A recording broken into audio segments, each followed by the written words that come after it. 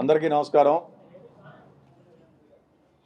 నిన్నటి రోజున ఆంధ్రప్రదేశ్ కాంగ్రెస్ కమిటీ అధ్యక్షురాలు శ్రీమతి వైఎస్ షర్మిలారెడ్డి గారి నేతృత్వంలోని ఆంధ్రప్రదేశ్ కాంగ్రెస్ కమిటీ ప్రతినిధి బృందం ఆంధ్రప్రదేశ్కి ప్రత్యేక తరగతి హోదా రావాలనేటువంటి కాంగ్రెస్ పార్టీ విధానపరమైనటువంటి నిర్ణయంతో నిన్న కాంగ్రెస్ అధ్యక్షులు రాజ్యసభలో ప్రతిపక్ష నాయకులు శ్రీ మల్లికార్జున ఖార్గే గారిని కలవడం జరిగింది. ఈ దేశంలోనే చాలా సీనియర్ పొలిటీషియన్గా ఉన్నటువంటి శరద్ పవార్ గారిని కలవడం జరిగింది. డిఎంకే పార్టీ నుంచి వారి ప్రతినిధి అయినటువంటి తిరుచి శివ గారిని కలవడం జరిగింది. సిపిఎం పార్టీకి సంబంధించినటువంటి సీతారాం యేచూరి గారిని కలవడం జరిగింది. అదేవిధంగా సిపిఐ ఇతర రాజకీయ పక్షాల నాయకులందరినీ కూడా కాంగ్రెస్ పార్టీగా మేము విజ్ఞప్తి చేశాం. ఆంధ్రప్రదేశ్కి ప్రత్యేక తరగతి హోదా రావాలి, ఇవ్వాలి, ఏపీ రీఆర్గనైజేషన్ యాక్ట్ 2014 ఇంప్లిమెంట్ చేయాలని చెప్పి కాంగ్రెస్ పార్టీగా మేము డిమాండ్ చేశాం. మీ అందరికీ తెలుసు, గతంలో చంద్రబాబు నాయుడు గారు ఇదే ఆంధ్రాభవన్ ప్రీమిసెస్లో ధర్మ పోరాట దీక్ష అనేటువంటి దీక్షను చేశాడు. మరి ఆనాడు అధికారంలోకి రాకముందు ధర్మ పోరాట దీక్ష చేసినటువంటి చంద్రబాబు నాయుడు దాని తర్వాత ఈ ప్రత్యేక తరగతి హోదాని విస్మరించినటువంటి విషయం. పవన్ కళ్యాణ్ గారు భారతీయ జనతా పార్టీ 2 పాసిపోయినటువంటి లడ్లు ఇచ్చింది అని చెప్పాడు. ఆయన ఈరోజు బీజేపీ చంకలో కూర్చున్నటువంటి పరిస్థితి. జగన్మోహన్ రెడ్డి గారు ప్రత్యేక తరగతి హోదా రావాలి, 25కి 25 లోక్సభ స్థానాలు మీరు మాకు ఇస్తే ఢిల్లీ నాయకుల యొక్క మెడలు వంచి ప్రత్యేక తరగతి హోదాను తీసుకొస్తారని చెప్పినటువంటి వ్యక్తి లోక్సభ రాజ్యసభ కలిపి సుమారు 31 స్థానాలని ఎంపీలను వారికి ఇస్తే తలదించుకునే విధంగా ఆంధ్ర రాష్ట్ర ప్రజలు ఆయన ప్రవర్తన చేస్తున్నటువంటి విషయం మనందరికీ తెలుసు. కాంగ్రెస్ పార్టీ ఒకటే ఆంధ్రప్రదేశ్కి ప్రత్యేక తరగతి హోదా మీద చిత్తశుద్ధితోటి గడిచినటువంటి 10 సంవత్సరాలుగా పోరాటం చేస్తున్నాం.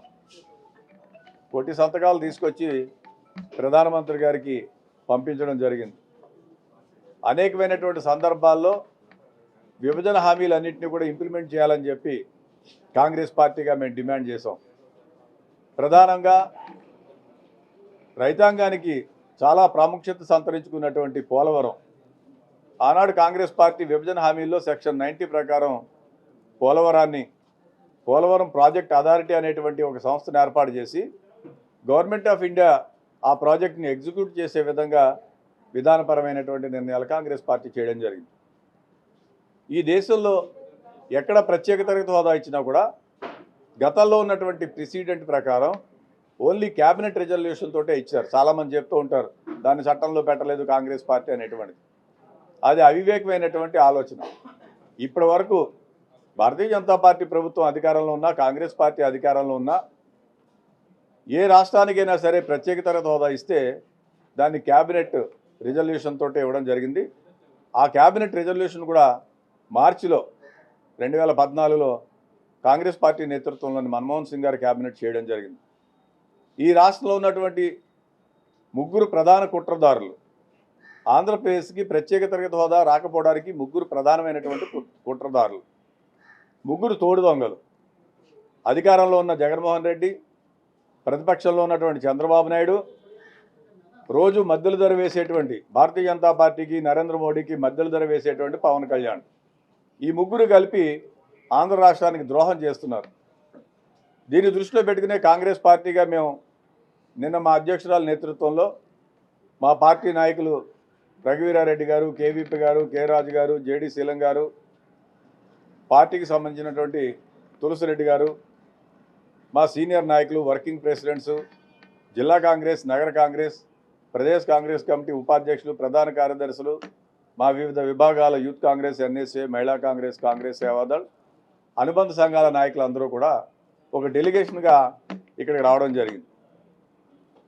నిన్ననే లోక్సభలో మా ఉపనాయకుడు గౌరవ్ గొగోయ్ గారు రాష్ట్రపతి ప్రసంగానికి ధన్యవాదాలు తెలిపేటువంటి తీర్మానంలో మాట్లాడినప్పుడు ఆంధ్రప్రదేశ్కి ప్రత్యేక తరగతి హోదా ఇవ్వాలనేటువంటి డిమాండ్ పెట్టడం జరిగింది. రాజ్యసభలో మాట్లాడినటువంటి కాంగ్రెస్ అధ్యక్షులు మల్లికార్జున ఖార్గే గారు కూడా దీని గురించి మెన్షన్ చేయడం జరిగింది. సో హౌస్లో కూడా మా మాణిక్ ఠాగూర్ గారు, మా జనరల్ సెక్రటరీ ఇన్ఛార్జ్ పార్లమెంట్ సభ్యులు ఫ్రమ్ తమిళనాడు, ఆయన కూడా ఒక మోషన్ మూవ్ చేయడం జరిగింది. సో డెఫినెట్గా కాంగ్రెస్ పార్టీకి ఒకటే చిత్తశుద్ధి ఉంది.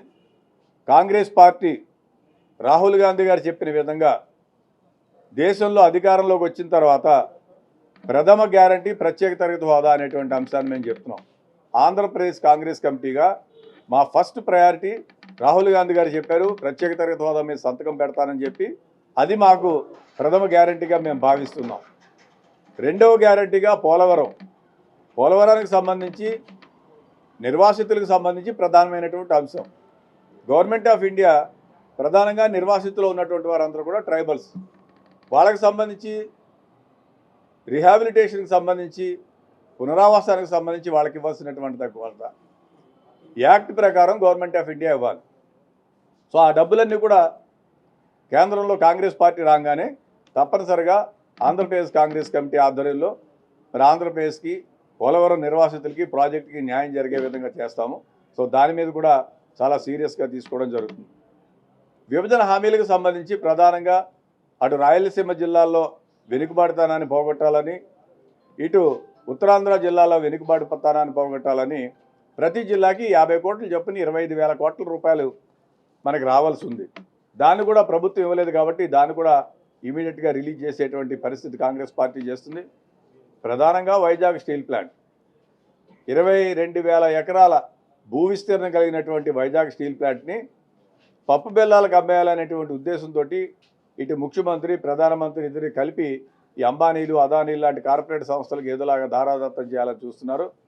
ఖబర్దార్ కేంద్ర రాష్ట్ర ప్రభుత్వాలకి, ముఖ్యమంత్రికి, ప్రధానమంత్రికి ఆంధ్రప్రదేశ్ కాంగ్రెస్ కమిటీ తరఫున మేము విజ్ఞప్తి చేస్తున్నాం. అనేక మంది ప్రాణత్యాగాలు చేసిన తర్వాత వచ్చినటువంటిది స్టీల్ ప్లాంట్. దాన్ని కాపాడుకోవడంలో ప్రతి కాంగ్రెస్ పార్టీ కార్యకర్త, ఆంధ్ర రాష్ట్ర ప్రజలందరూ కూడా ఉంటారు. ఎటువంటి త్యాగానికైనా కాంగ్రెస్ పార్టీ సిద్ధం, కానీ దాన్ని ప్రైవేటీకరణ కానివ్వదు అనేటువంటి విషయాన్ని చెప్తున్నాం. సో మొన్న పార్టీ నాయకులందరూ వచ్చి ఇక్కడ బ్రహ్మాండంగా మరి పార్టీ అధ్యక్షురాలతో పాటు వారికి సహకరించినటువంటి పార్టీ పెద్దలందరికీ కూడా ధన్యవాదాలు.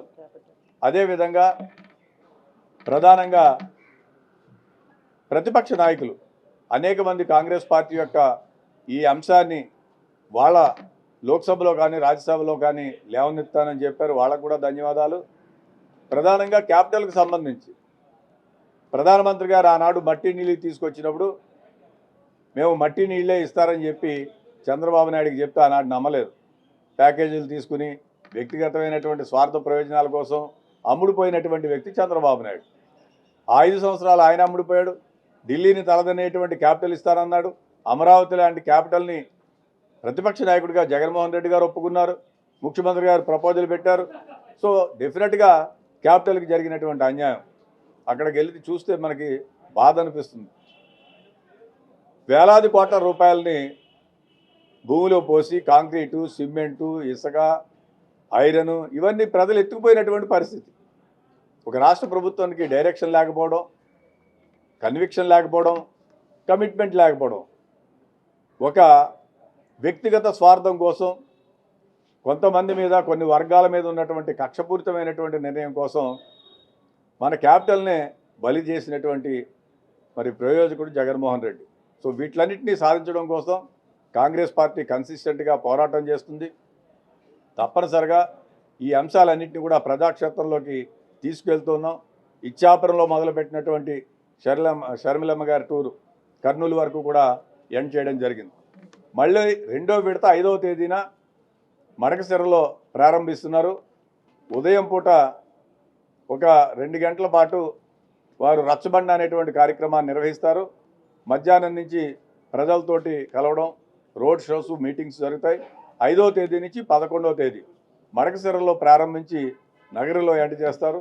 సో వరుసగా అనేకమైనటువంటి పాయింట్స్లో వారు మాట్లాడి ప్రజల్ని ఉత్తేజపరిచి, చైతన్యపరిచి ఆంధ్రప్రదేశ్లో జరుగుతున్నటువంటి మరి ప్రతిపక్షం చేస్తున్నటువంటి పాత్రని, ప్రభుత్వం చేస్తున్నటువంటి పాత్రని, పవన్ కళ్యాణ్ గారు చేస్తున్నటువంటి ఆంధ్రప్రదేశ్లో బీజేపీ అంటే బాబు, జగన్, పవన్. ఈ ముగ్గురిని కూడా ఎక్స్పోజ్ చేయడానికి కాంగ్రెస్ పార్టీ ప్రజాక్షేత్రంలో పనిచేస్తుంది. అదేవిధంగా వివిధ జిల్లా కాంగ్రెస్ కమిటీ అధ్యక్షులు, నగర కాంగ్రెస్ అధ్యక్షులు, మా పార్టీ శ్రేణులంతా కూడా ఈ విభజన హామీలు ఎక్కడెక్కడైతే ఉన్నాయో, ఏ అంశాలను ఆయా జిల్లాలకు ఇచ్చారో వాటిలన్నింటినీ కూడా తీసుకుని మరి వాళ్ళు కూడా యాజిటేషన్ ప్రోగ్రామ్ చేయడం జరుగుతుంది. సో విజ్ఞులైనటువంటి రాష్ట్ర ప్రజలకు విజ్ఞప్తి చేస్తున్నాను, ఈ తోడు దొంగలు ఎవరైతే ఉన్నారో ముగ్గురిని ఓడించండి, కాంగ్రెస్ పార్టీని గెలిపించండి అని చెప్పి రాష్ట్ర విశాల ప్రయోజనాలను దృష్టిలో పెట్టుకోండి అని విజ్ఞప్తి చేస్తున్నాను.